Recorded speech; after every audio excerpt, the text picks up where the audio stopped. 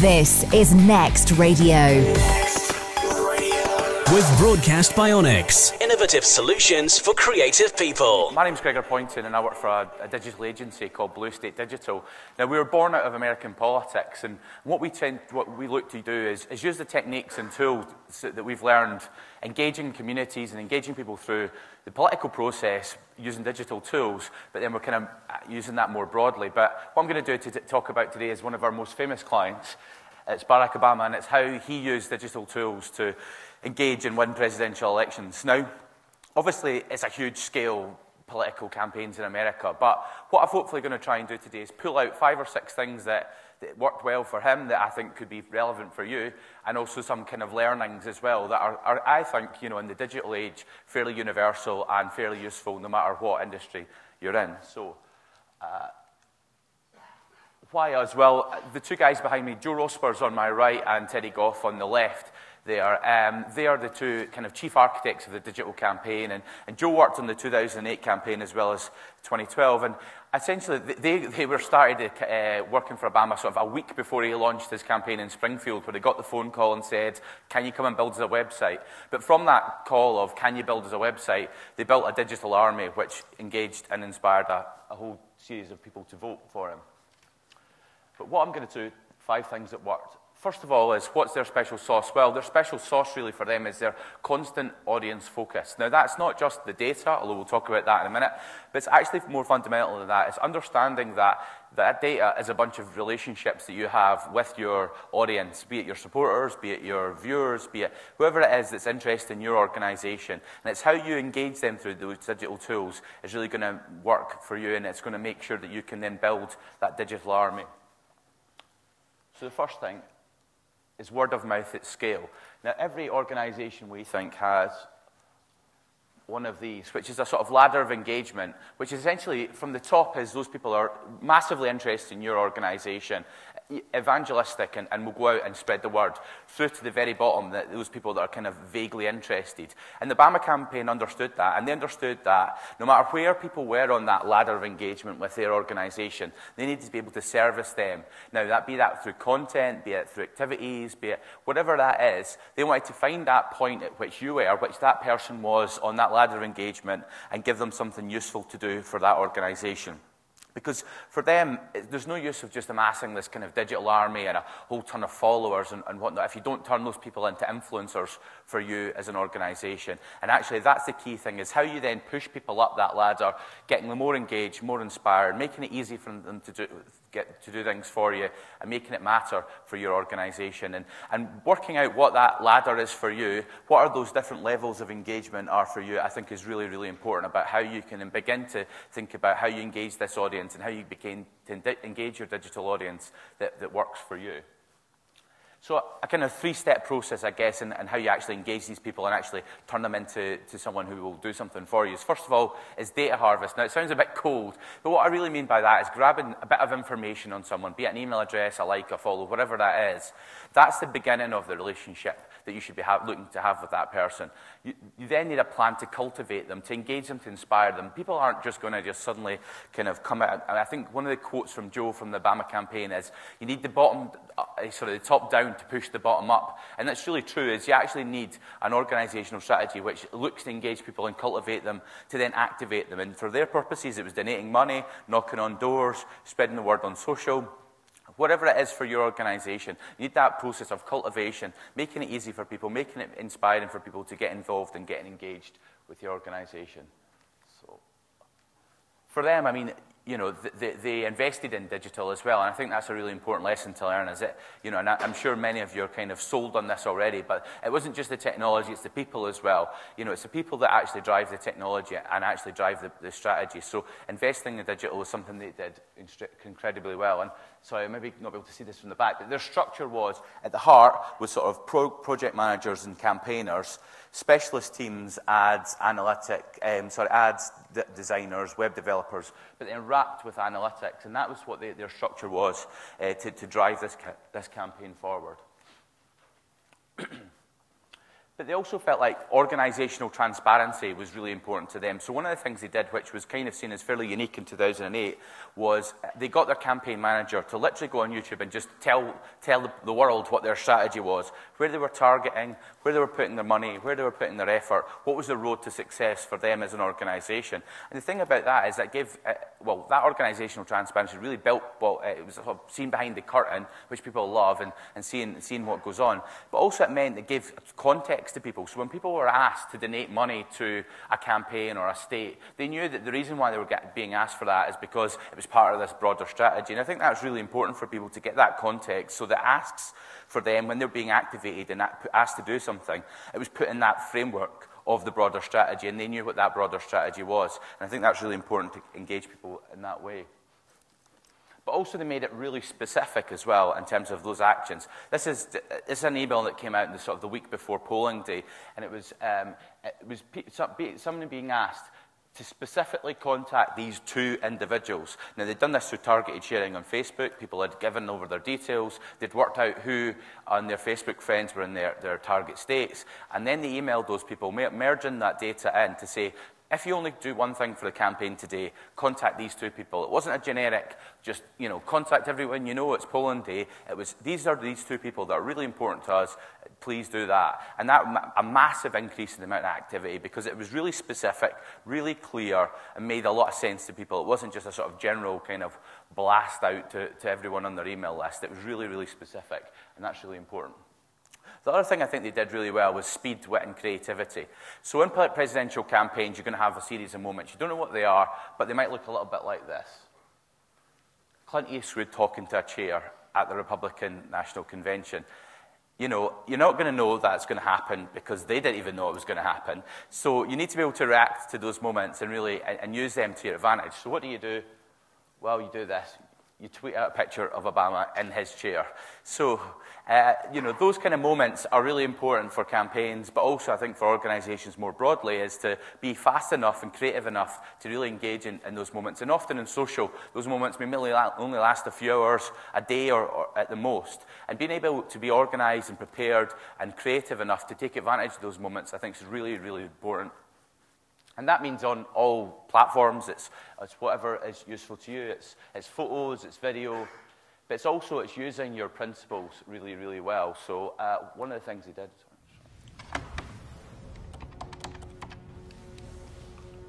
Hey, this is Barack. Listen, I need to know if you're on board. Okay, good.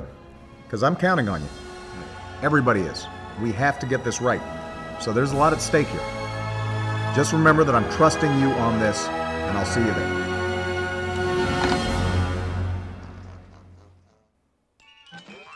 Dude, who was that? Sounded intense. The president. Sweet.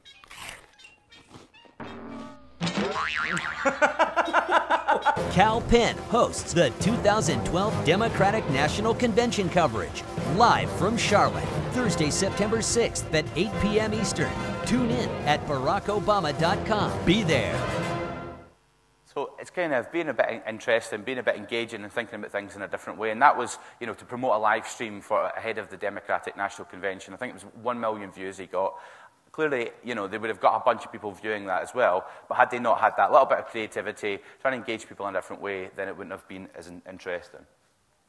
Mobile. I mean, many of you, I'm sure, will be talking about this at this conference, but I think it's worth noting just how important it is mobile now for responsive sites, making sure that your site looks great on mobile. I mean, we're seeing now up to 30%, if not more, of our email open rates on mobile. So if your email doesn't work, if the landing page doesn't work for people, you're just going to see a decrease in action rates. So it's just really, really important that everything you do now is thinking about mobile. And they did that for the campaign. It was easy to donate in mobile. It was easy to make calls. It was easy to share content. So everything you should do, thinking about mobile. Data and testing. Well, one of the things they did constantly throughout the campaign was test what worked and what didn't. In political campaigns, you often get hippo decision-making. The highest paid person's opinion is kind of like a guru, and everything sort of flows from them. But they actually let the data make the decisions for them, underpinned by their strategy, underpinned by the message they wanted to give. But data drove a lot of their decisions. And everything from a small thing like They were looking for ways in which they could get more people's, the people on their email list address. Well, it turns out people love free bumper stickers, and to get a free bumper sticker, you need to give them your address. So for the price of a bumper sticker, they got a whole load of email addresses turned into addresses into the new where people lived. Everything from testing appeal approach propositions. So to raise money, they had a whole bunch of celebrities, and it turns out George Clooney's fairly popular. Not massively surprising. Sarah Jessica Parker as well. So dinner with George Clooney, dinner with Sarah Jessica Parker worked really well. But the interesting thing about that was not just that they were fantastic, interesting celebrities, but they hit a segment of their list that just wasn't raising money for them in the past. It wasn't given the same rates as other segments. So they were able to use that celebrity, able to use that to find those segments of their list. Simple but technical is the user flow and how to make it easy for people to just do stuff. If you've engaged them, got them to the donation page, it shouldn't be a difficult form to fill in. It shouldn't be complicated. You need to make it as easy as possible. What they looked at is different ways in which they could to build the user for the donation form to improve action rates. And this change from having one page form to having a 3 or 4 page form made a difference of 5%. To their donations. That was the only difference in that whole process. No difference in content, no difference in ask, no difference in amount of money. It was all just about the user flow. So, things like that can make a real big difference. But copying can make a difference as well. Again, this is the same ask, but asked in 2 different ways, and 21% increase just by testing out the language that's used, not just in terms of making it clear, making it very specific. All those things they learned that made it really easy and made it more like people will take action for you. So user experience. One of the things that they did, and I'll just talk very briefly about, is one click to donate. So yeah, again, making the user flow easy, making it so that if there's errors, that it's explained what those errors are.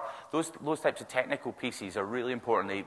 When you've got a whole lot of people coming through your site, you can test those different things to just make it easy to think about. I mean, often when you go to an organization's website, you feel like you've got to understand the internal structure of that organization to get the information you want. They wanted to make it as easy as possible to get the information they wanted and to take the action they needed to take. Quick donate is one of the other things that we set up for the campaign.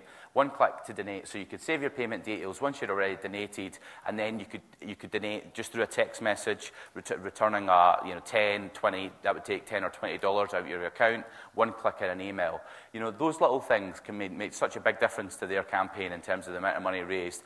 But all things that could be tested, all things that made a lot of sense to people. Once you start thinking about the end user, once you start thinking about making their lives easier, can make such a big difference. So what are the 5 conclusions? Well, first of all, it seems a bit obvious, but know your strategy. In the digital world, it's easy to get lost. There's a whole bunch of platforms out there. There's a whole bunch of people talking. If you don't know what you're actually trying to achieve with your digital strategy, it's easy to get lost. And they were clear about what they wanted to achieve, which was this, which is a card that they gave to every single person in the digital team, which says, how are you going to give our people the single best experience they can have in the election today? So that was a metric, essentially, that they were judged by, is giving their end users, giving their supporters the best experience they could possibly have. And that was clear throughout, and every single part of their strategy had to work towards that end goal. Own your data. Again, it feels fairly straightforward, but lots of people have lots of data now, and whole different places and different CRMs, different spreadsheets, God only, different laptops and computers, who knows where it all is. If you don't have one sort of central point of data, and you don't have that understanding of who your people are, what have they done for you in the past, what is the ROI that these people are engaged at, levels that they've engaged in, then you're going to be lost without that. So getting your data together, understanding what it is, and beginning to think about the insights that you can draw from that data is absolutely vital to make sure that you can make a difference in this digital world. But more than that, big data is nothing without great content and an inspiring message. And I think that's the other thing, is you can't sort of test your way into inspiring people to share content for you or get involved in your organization. So telling the story, telling the narrative of the organization, showing the community that's around the organization and letting people be part of that is still going to be the main driver for people doing something for you online. But data is important, and that should underpin that. Always be testing. Testing is absolutely vital, and it can make such a big difference. So we saw some of the examples there of the improvements that are made to landing pages, improvements that can be made to copy, improvements that can be made to activities that has been asked for. And thirdly, relationships are always on. You know, often I see sort of customer service Twitter channels of like, you know, at 9 a.m. in the morning, hi folks, we're here at 9, and then 5 o'clock, right, that's us signing off for the day. But, you know, there's quite a lot of stuff happens between 5 p.m. and 9 a.m., particularly, you know, in service industry, particularly in travel and whatnot. And you see people getting really frustrated because this is meant to be a channel that they can engage with when something goes wrong or when there's a problem. And it's just not, people are just thinking about this in the kind of 9 to 5 non-digital world. So you need to think about ways in which your digital strategy can be always on with your relationships and always there and always around. And I'll leave you with one quote that Joe, I think, batters home to us every single day, which is this, is it's not a big database, it's a bunch of relationships. And you've always got to remember that, you know, the data, and when you're talking, it's too easy when you're doing emails or posting on Facebook to not remember that this is information that's going to people, and the data, every single bit of data you have is a person, and therefore has a different view of you, a different willingness to be involved.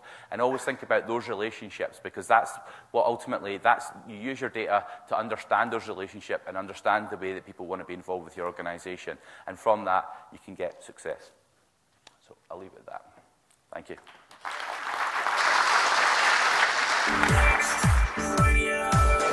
It's one thing to know how to use online media, social networking, and kind of garner a great audience, but it's another thing to sort of, to sort of continue those relationships and build those relationships. I suppose that's one key thing I would take from that. Yeah. Well, I was really interested in listening and hearing about how language and simple things when you're doing social media, where you write things, the impact they can have, and how much more of a response you can actually get from just changing the simple way that you write something. To be able to leave with something that you can immediately put into practice is really, really helpful. This is Next Radio.